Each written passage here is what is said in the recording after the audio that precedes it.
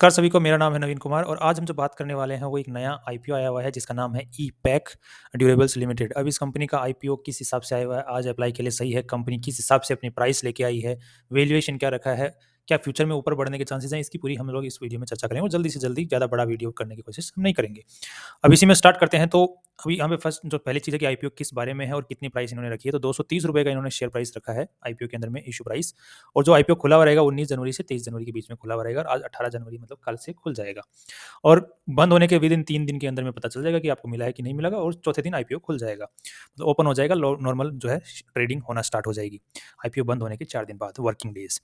अब यहाँ पे कंपनी ने जो अपने इस आईपीओ के थ्रू 640 करोड़ रुपीज़ उठाना चाह रही है, जिसमें से 400 करोड़ रुपीज़ हैं वो तो कंपनी के पास में आ रहे हैं, मतलब कंपनी को पैसों की ज़रूरत है यहाँ पर।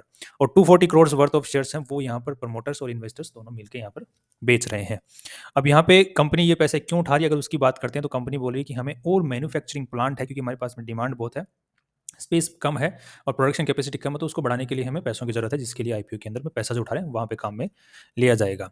और बाकी जो थोड़ा बहुत जो लोन है उसको भी चुकाने के लिए काम में लिया जाएगा, जो कंपनी के ऊपर में है, जो कि लगभग आज के दिन अगर देखा जाए तो 369 crore rupees as a loan भी पड़ा हुआ है। सो पूरा लोन नहीं चुकाया जाएगा पैसों से, कुछ पार्ट चुकाया जाएगा। अब यहाँ पे इस आईपीओ के थ्रू जो प्रमोटर्स अपने शेयर होल्डिंग बेच रहे हैं वो लगभग आईपीओ से पहले 85% शेयर होल्डिंग थी और 65% रह जाने वाली है, जो कि एक अच्छी खासी शेयर होल्डिंग रह जाने वाली है प्रमोटर्स के बाद में, आईपीओ के बाद में, जो कि एक पॉजिटिव पॉइंट है यहाँ पर। अब यहाँ पे अगर हम नेक्स्ट देखते हैं कि कंपनी करती क्या है, ई-पैक। सो हमारे जैसे एसीज़ वगैरह हमने देखी होंगी, जो हमारे घरों में एसी लगता है, एयर कंडीशनर्स लगते हैं, रेफ्रिजरेटर्स लगते हैं, तो उनके अंदर में जो हम बॉडी पार्ट्स देखते होंगे, जैसे कि बाहर का बॉडी पार्ट लगा हुआ है, कौन-सा चेसिस चेसिस जिसे हम बोलते हैं, गाड़ियों का चेसिस होता है। उनके जो चेसिस होते हैं, उन चेसिस को जो पार्ट्स होते हैं उनको बनाने का काम ये काम कंपनी करती है।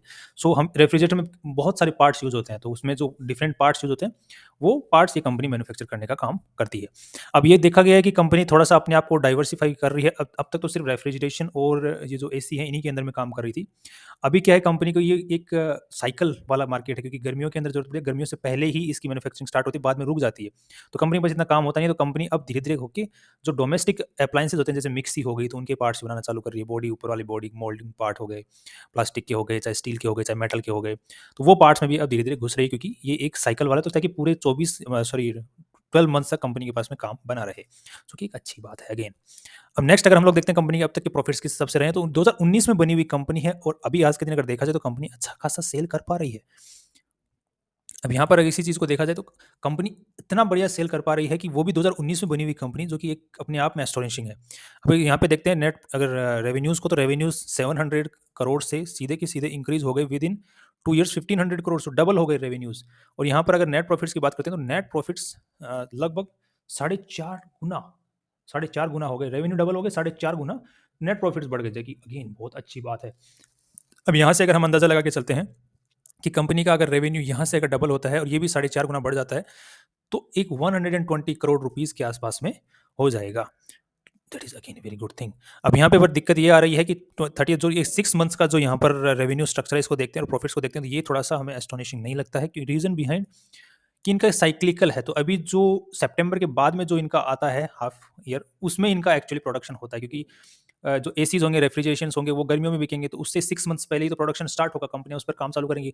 उसके बाद में जब गर्मियों का सीज़न आएगा, तो उसमें तो बेचने का काम पे चलती हैं कंपनियाँ। सो बेसिकली अगर कंपनी भी यही बोल रही है कि हमारा साइक्लिकल काम है, तो ऐसा ही अंदाज़ा लगाया जा रहा है, दैट्स अंदाज़ा अगेन, कि ये जो 6 मंथ्स हैं, ये 6 मंथ्स का है, तो इसमें तो बेसिकली प्रोडक्शन में काम कम होता है, सेलिंग में ज़्यादा होता है, जो कि प्रोडक्शन का काम जो ऑलरेडी प्रोडक्शन में हो रखा है चीज़ें, उनको बेचने में।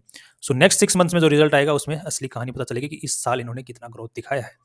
बट जो अभी तक जो दिखाया है ईयरली बेसिस के ऊपर, वो तो काफ़ी अच्छा है, लुक्रेटिव है अभी तक। बट कंपनी के ऊपर लोन बहुत ज़्यादा है, सो कि एक बहुत ही बड़ा नेगेटिव पॉइंट भी है। अब यहाँ पे कंपनी के अगर कॉम्पिटिटर्स के सामने कंपेयर करके देख लेते हैं, आज किस हिसाब से कमाई कर रही है उसी चीज़ को कंपेयर करके, तो उससे हमें एक बेसिक अंदाज़ा लग पाएगा कि आज के दिन सही वैल्यूएशन पे हमें आईपीओ शेयर मिल रहा है कि नहीं मिल रहा है, या फिर ऊपर जाने के चांसेस बने रहेंगे, या फिर हमें फ्यूचर में सस्ते मिलने के भी चांसेस बने रहेंगे, या फिर ऑपरेटर्स एक्टिव हो सकते हैं कि नहीं हो सकते हैं। जैसे कि अब जैसे कि इसका पूरा आईपीओ का जो वैल्यू लगाया जा रहा है वो 2200 करोड़ के आसपास में लगाया जा रहा है, जिस हिसाब से प्राइस कंपनी ने सेट किया है। सो ऑपरेटर्स एक्टिव होने के चांसेस तो दिख रहे हैं यहाँ पर। सो उठा-पटक की उम्मीद है कंपनी इस मतलब शेयर के अंदर में, कि वैल्यूएशन भी ठीक-ठाक है, और अभी चलो कंपेयर करके देख ही लेते हैं। सो अभी जो पीबी रेशियो यहाँ पर दिखाया गया है वो 5 का है। सो पोस्ट मार्केट हमें देखना है, प्री मार्केट हमें नहीं देखना है। सो पहले हम देख लेते हैं पी रेशियो क्या है। सो 31 के हिसाब से यहाँ पे कंपनी ने जो अपना वैल्यू लगाया है वो लगाया 2200 करोड़ रुपए। 2200 करोड़ रुपए और यहाँ पे तो वो है 32 तो यहाँ पे जो पी रेशियो आ रहा है वो आ रहा है 68 का, जो कि अपने आप में महंगे की साइड में है। अगर हम इंडिविजुअली देखते हैं तो महंगे की साइड में है पी रेशियो। बट इसी चीज़ को हम लोग अगर कंपेयर करके देखते हैं, जो कि 68 का तो एम्बर एंटरप्राइजेस का कॉम्पिटिटर है जिसका पी रेशियो 81 का है, कि मार्केट ऑल टाइम हाई पे चल रहा है। बहुत सी कंपनियां तो धड़ल्ले से ऊपर भागी बैठी हैं, पता नहीं कहीं बैठी हैं।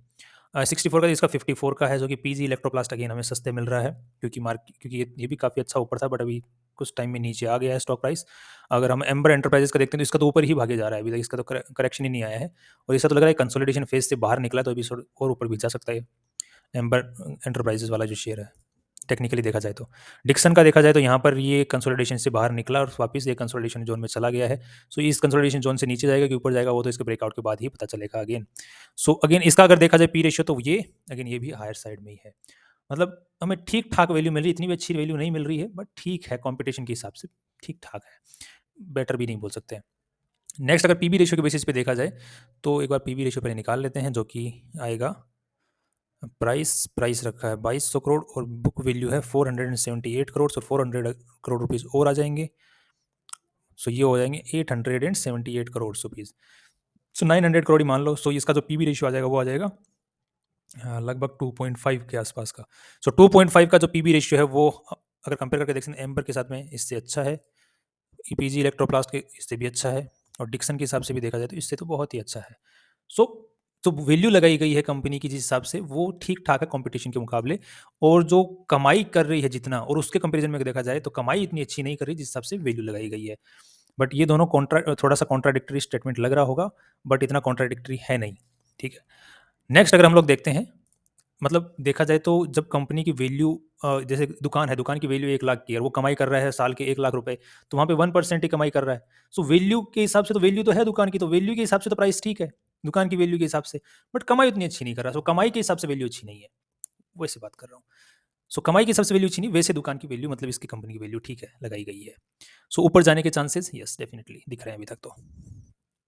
नेक्स्ट अगर हम लोग देख लेते हैं कि कंपनी के अंदर में आज इसका आईपीओ लेके कौन आया है। सो एक्सिस कैपिटल वाले लेके आए, डैम कैपिटल, आईसीआईसी सिक्योरिटीज।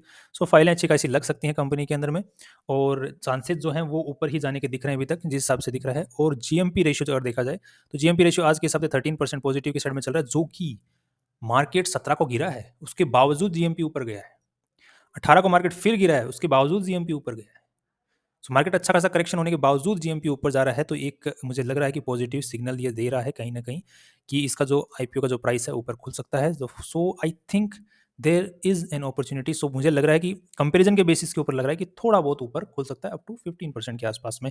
अगर मार्केट बहुत ही ज़्यादा सेंटीमेंट नेगेटिव हो जाते हैं मार्केट के, तो हो सकता है उसी लेवल पर भी खुल जाए जहाँ पर इसका प्राइस रखा गया है, या फिर उससे नीचे भी खुल सकता है, चांसेस आर देयर। सो हम पूरा का पूरा मना नहीं कर सकते उस बात से।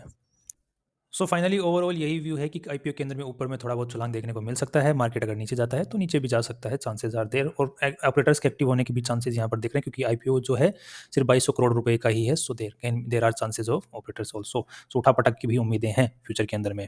आप हमारा टेलीग्राम चैनल भी ज्वाइन कर सकते हैं फ्यूचर अपडेट्स के लिए, और बाकी चैनल पर बने रहिए। Finally see you tomorrow.